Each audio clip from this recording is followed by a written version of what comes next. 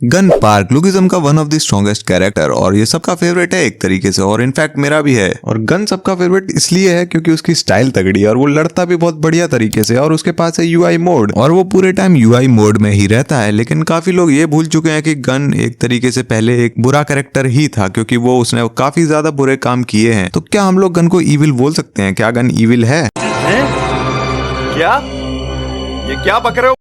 हम गन को पूरी तरीके से इविल नहीं बोल सकते हैं, क्योंकि उससे भी बड़ा एक इविल कैरेक्टर एग्जिस्ट करता है जिसको तुम अच्छे से जानते होगे। लेकिन गन भी कम नहीं है, उसने भी कुछ ऐसे बुरे काम किए हैं जिसके कारण वो भी एक बुरा कैरेक्टर कहलाने के लायक है। लेकिन अब तो थोड़ा बहुत गन सुधर चुका है जब से उसको डैनियल मिला है, क्योंकि वो डैनियल को अपने छोटे भाई जैसा मानता है और उसका मास्टरपीस है वो। बाकी तुम लोग यार सब्सक्राइब कर दिया करो और लाइक कर दिया करो वीडियो को अगर वीडियो अच्छी लगती है। बाकी चैनल भी चेकआउट कर सकते हो अगर तुम लोगों को अच्छा लगे तो। और पिछला वीडियो तो यार कुछ ज्यादा ही अच्छा सपोर्ट दिखा दिया तुम लोगों ने, मतलब कि क्या ही बोलूं उस पे मैं देख के हैरान था। मतलब 500 सब्सक्राइबर होने के बाद भी क्या ही व्यूज आए थे उस पे। तो आगे बढ़ते हैं वीडियो में। तो इसकी शुरुआत होती है जब गन पैदा हुआ था। वो पैदा हुआ था यूआई मोड के साथ और वो शिनगन का बेटा है और वो बिलोंग करता है यामाज़ाकी क्लैन से, जो कि मॉन्स्टर्स का क्लैन है एक तरीके से, क्योंकि यहाँ पे सभी लोग यूआई मोड में घूमते हैं। आई मीन सभी तो नहीं, लेकिन जो मेन ऊपर के हेड है वो लोग तो यूआई मोड में रहते हैं। जैसे कि शिनगन था, शिनतारो था और उसका बाप भी था। गन जब थोड़ा बड़ा हुआ यानी कि टीनेजर बन गया था, वो हो गया होगा लगभग 14, 15 या 16 साल का, वो तभी से गैंग्स को कूटना चालू कर दिया था। वो गैंग्स को इकट्ठा करने लगा था और जब वो और 19-20 का हुआ होगा तब तक तो भाई उसको अंडरवर्ल्ड में नाम हो गया था, उसको अच्छे खासे लोग जानते थे। और वैसे तो अगर लुकिज्म में देखा जाए जो ज्यादातर चीजें हो रही हैं वो एक तरीके से क्राइम ही है। सबकी पुलिस तो सोती रहती है, पता नहीं गलत टाइम पे आएगी और गलत बंदे को उठा ले जाएंगे ये लोग। के बाद जब गन और बड़ा हुआ उसके साथ ये सब इंसिडेंट्स हुए। शिनगन मारा गया था उसके सामने और वो पहुंचा था कोरिया में। उसके बाद वो मिला था गैब्रियल किम से, उसके बाद वो गया था जेल में, फिर वो मिला था चार्ल्स चोई से। उसके बाद ही उसके सारे कांड चालू हुए थे। चार्ल्स चोई के बारे में बताने की जरूरत तो है नहीं, उसने क्या क्या किया है। उसने ही 4 मेजर क्रूज को बनाया था और उसके बाद जो वर्कर्स है उसके बारे में तुमको पता ही होगा। भले ही उसको यूजीन ने लीड किया था, पर फिर भी एक तरीके से कहीं ना कहीं पीछे से चार्ल्स चोई का ही हाथ था सबके पीछे। इन सब में और कोई नहीं, जिसने साथ दिया था वो और कोई नहीं, वो गन था। और उसी के पीछे से चार्ल्स चोई इतना उछलता था कि उसके पास गन है। उसके बाद तो तुम सभी को पता है चार्ल्स चोई ने कितने लोगों की लाइफ बर्बाद करी है, उसने कितने लोगों को मारा है। और कारण क्या है? उसके पीछे गन खड़ा है। इसीलिए अगर तुम लोगों को याद हो तो जी चैंग को भी चार्ल्स चोई ने ही मारा था। और अगर बात करूं अब गन के कारनामों की, तो पहले ही बता ही चुका हूं मैं कि गन ने काफी लोगों को कूटा है, काफी ऑर्गेनाइजेशन की धुलाई करी है और काफी गैंग्स की भी धुलाई करी है। और वो गन मारता नहीं है, वो तोड़ता है सबको। इतनी बुरी तरीके से मारता है कि आदमी की हड्डियां पूरी टूट जाती हैं। अगर तुम लोगों को याद हो गन और गो ने कैसे सीनू हान की जो बिग डील थी उसको बर्बाद कर दिया था पूरी तरीके से। कैसे हमने देखा था कि सीनू हान को अपने आप को बेचना पड़ा था, उसकी पूरी लाइफ बर्बाद हो गई थी। कैसे जोहान की ऐसी तैसी कर दी थी गन ने, क्योंकि उसको तुम देख ही रहे हो, सब लोग गन को ही ढूंढते रहते हैं मारने के लिए। जिसको भी देखते हो वो गन का नाम ले देता है कि गन को पीटना है, पर गन को कोई हाथ तक नहीं लगा पाता है। जितना भी कोई सोच ले गन को मारने की, पर उसको कोई मार नहीं पाएगा। वो है इतना ज्यादा पावरफुल कि गन को जो भी छूने जाता है उसकी चटनी बन जाती है। जैसे कि तुमने देखा था गन ने पूरी सेकंड जनरेशन को कूट दिया था, यहाँ तक कि यूआई डैनियल को कूट दिया था गन ने। इसलिए गन गन है, उसका ऑरा ही अलग लेवल पे है। बाकी गन ने एक और ऐसा काम किया है जो कि इविल कहलाने के लायक बोल सकते हो। उसने केंटा मेगामी के बाप को मार दिया था, उसका क्लैन ही निपटा दिया था। तो सिर्फ केंटा ही बचा था अपने क्लैन में और उसने भी एक तरीके से बहुत ट्रेनिंग करी थी गन को मारने के लिए, पर वो फिर भी गन को मार नहीं पाया। अभी तुम मानवा में देख ही रहे हो केंटा की पावर किस लेवल पे है। वो जैक तक को मैच नहीं कर पा रहा है और वो इतना निराश है अपने आप से। केंटा का तो पता नहीं कि वो अपना सपना कब पूरा कर पाएगा गन को मारने का। बाकी गन तो गन है ही, उसको क्या ही बोल सकते हैं हम लोग, वो है इतना ज्यादा ताकतवर। यही कुछ काम थे जो गन ने किए हैं जो कि बहुत ज्यादा गलत थे। और गन अब तो थोड़ा बहुत सुधर चुका है जब से वो डैनियल से मिला है, कि ये भी तभी पता लगेगा गन सुधरा है कि नहीं जब वो जेल से बाहर आएगा। और बाकी जब उसका इंट्रोडक्शन दिया गया था, यानी कि गन का इंट्रोडक्शन जब हुआ था, तो अब भी हमको ऐसा ही दिखाया था